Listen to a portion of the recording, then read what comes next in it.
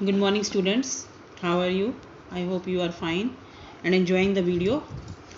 In this video we continue the principle of management. पहले 3 principal मैं आपको करवा चुकी हूँ, 4th यहाँ से शुरू करेंगे बच्चे। पहले 3 प्रिंसिपल्स के लिए आप अगर पिछली प्रीवियस वीडियो देखेंगे तो उसमें उसका लिंक मिल जाएगा आपको। Let's continue. Unity of command. Unity of command means an employee should receive order from one boss and should be accountable to one boss only। यानी कि जो एम्प्लॉयज़ हैं वो अपने एक ही बॉस से अगर ऑर्डर को रिसीव करें यानी कि इंस्ट्रक्शन को लें और उसी के अकाउंटेबल हों तो कन्फ्यूज़न नहीं होती। अगर कोई भी एम्प्लॉयज़ एक से ज़्यादा अपने बॉस से वो इंस्ट्रक्शन को लेगा तो उसको कन्फ्यूज़न होगी। For example here is the diagram which you can draw in your paper. यानी कि अगर आप अपने कमांड को या अपनी यूनिटी ऑफ कमांड को प्रिंसिपल को डायग्राम की मदद से समझाना चाहें तो ये भी एक अच्छा मेथड है, क्योंकि सीबीएसई बोर्ड एग्जाम में इस मेथड को फुल मार्क्स अलॉट किए जाते हैं।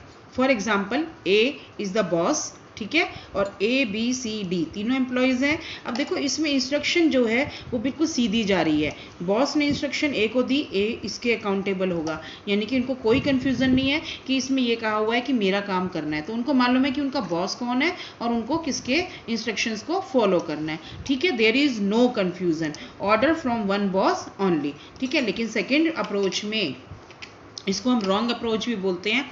ए और बी दोनों हेड हो गए। अब यहाँ पर ए बी सी डी, तो यहाँ पर बॉस ए कहता है कि मेरा काम जल्दी करो, बी कहता है नहीं पहले मेरा काम करो। अब for example A is a production head and B is the sale head. ठीक है, दोनों हो गए।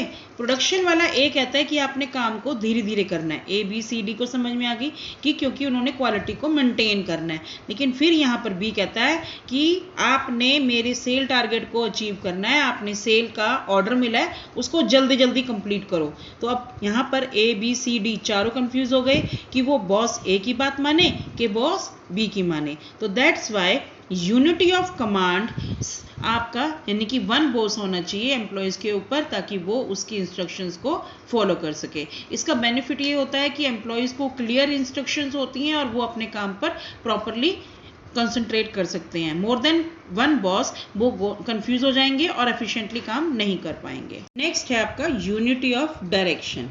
Unity of direction means one unit और one plan should have one head only till the plan complete। यानी कि जब तक एक प्लान कंप्लीट नहीं होता उसका एक ही हेड होना चाहिए। अगर आप बीच में उस हेड को चेंज करते हैं तो उस प्रोजेक्ट की एफिशिएंसी भी कम हो सकती है। ये इसका लैक पॉइंट होगा, जिसमें आप लोग इसको कह सकते हैं कि कॉन्सिक्वेंसेस क्या क्या होते हैं अगर ये प्रिंसिपल फॉलो ना किया जाए। मीन्स फॉर एग्जाम्पल आपकी कंपनी में 2 प्रोजेक्ट होते हैं, एक प्रोजेक्ट हो गया 1, एक हो गया 2, एक हेड ए और एक हेड बी।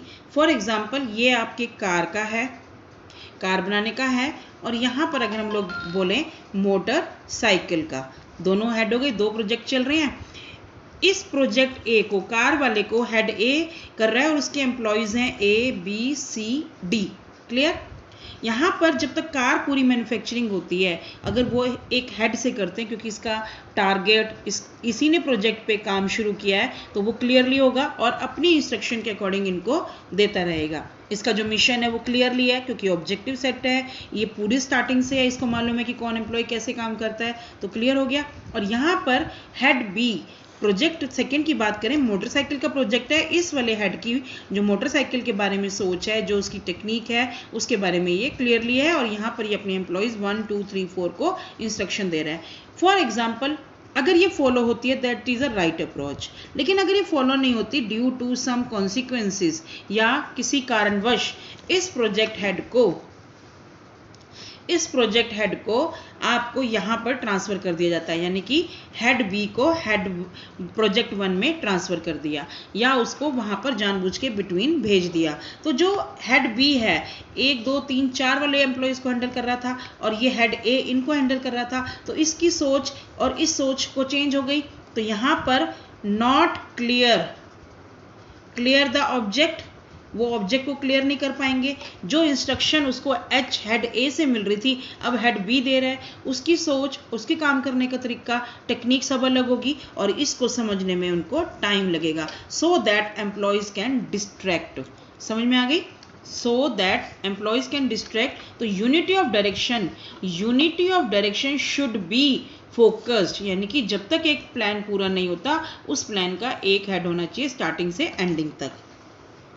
लास्ट है 6th है आपका रेमुनेशन ऑफ पर्सन, यानी कि कितना वेतन देना चाहिए।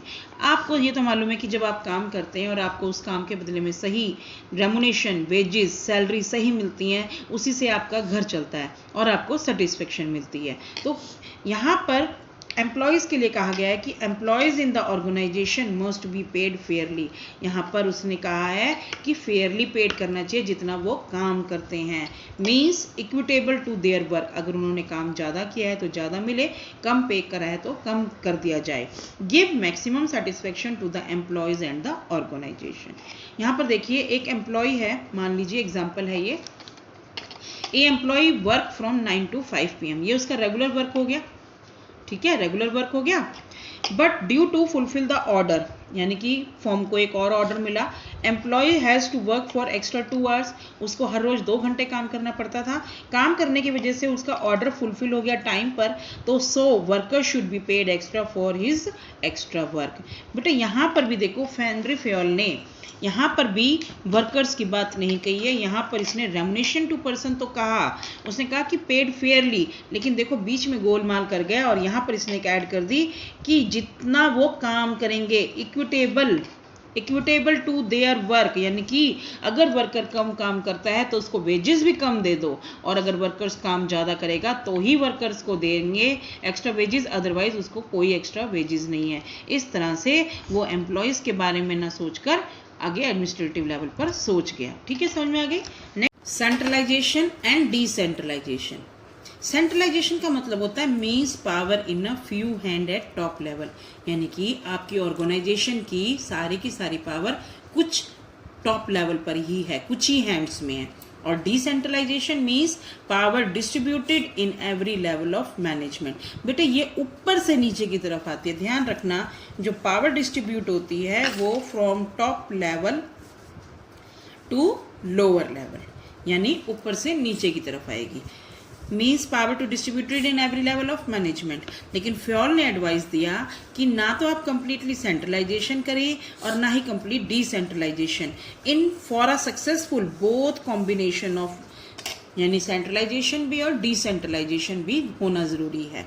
सेंट्रलाइजेशन सिर्फ वहाँ पर होती है जहाँ पर आपकी स्मॉल ऑर्गेनाइजेशन होती है, यानी कि number of people are working in an organisation are less, तो सेंट्रलाइजेशन हो सकती है। लेकिन जहाँ पर लार्ज ऑर्गेनाइजेशन की बात की जाए तो वहाँ पर डिसेंट्रलाइजेशन का होना ज़रूरी है। लेकिन बच्चों यहाँ पर फ्योल ने फिर एडवाइस कर दिया कि कंप्लीटली ना तो सेंट्रलाइजेशन हो, डिसेंट्रलाइजेशन होना बहुत ज़रूरी है। सेंट्रलाइजेशन में यानी कि उसने मेन डिसीजन लेने की पावर टॉप लेवल मैनेजमेंट को ही दी है, और जो छोटे छोटे रेगुलर रूटीन वर्क होते हैं उनके लिए उसने डिसेंट्रलाइजेशन प्रिंसिपल का काम किया है। आपको समझ में आ गई। नेक्स्ट है आपका प्रिंसिपल ऑफ स्केलर चेंज।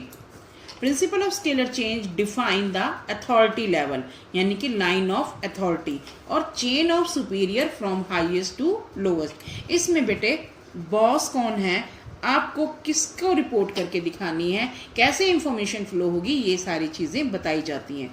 जैसे for example A is the boss, A के नीचे बी, बी के नीचे सी, डी ई एफ।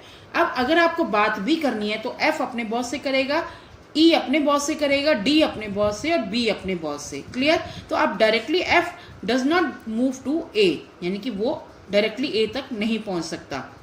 लेकिन in case of any emergency और अर्जेंट इंफॉर्मेशन पास करनी है, मान लो ये एक डिपार्टमेंट हो गया आपका डिपार्टमेंट 1 और ये हो गया आपका डिपार्टमेंट 2। अब सेम लेवल पर ई और ओ हैं। अब ये इंफॉर्मेशन ई को ओ तक पहुंचानी है या ई को पी तक पहुंचानी है, तो लंबा प्रोसीजर हो जाता। ई डी से बात करता, डी सी से बात करता, बी ए से करता, फिर ए एल को कहता, एल एम को, एन को, फिर ओ से पी तक आती। ठीक है, तो इन केस अगर वो दोनों इमरजेंसी है और कोई अर्जेंट इंफॉर्मेशन है, ई कैन टॉक टू द ओ, इस शॉर्टकट को, इसे शॉर्टकट बोलते हैं शॉर्टकट चेन में, जिसे हम बोलते हैं गैंग प्लैंक। गैंग प्लैंक एक ऐसा जरिया है जिसमें सेम लेवल या सेम अथॉरिटी वाले दो लोग, दो डिफरेंट डिपार्टमेंट के लोग आपस में बात कर सकते हैं। उसमें स्केलर चेन को फॉलो करने की जरूरत नहीं है। एक तरह से ये फॉर्मल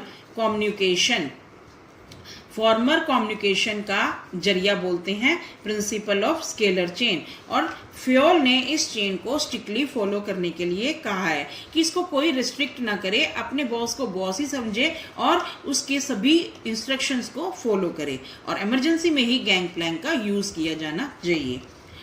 फिर है order. Order means according to this principle that there should be a place for everything and everyone. Everything means material, यानी कि रॉ मटेरियल लगा लो, मशीन लगा लो, ठीक है, और एवरीवन मीन्स ह्यूमन बॉडी। तो in an organization that is thing person should be found in its right और allotted place, यानी कि प्लेस पे ही, सही जगह पर बंदे होने चाहिए, ह्यूमन बींग्स होने चाहिए जिसकी जहां पर पोस्ट है, और वहीं पर रॉ मटेरियल भी। For example here is a tool box, लेकिन टूल बॉक्स यहाँ नीचे गिरे पड़े हैं टूल्स, तो यहाँ पर आपको ये जगह ये बताता है प्रिंसिपल कि इन टूल बॉक्स को टूल बॉक्स में होना चाहिए, इन टूल्स को टूल बॉक्स में होना चाहिए।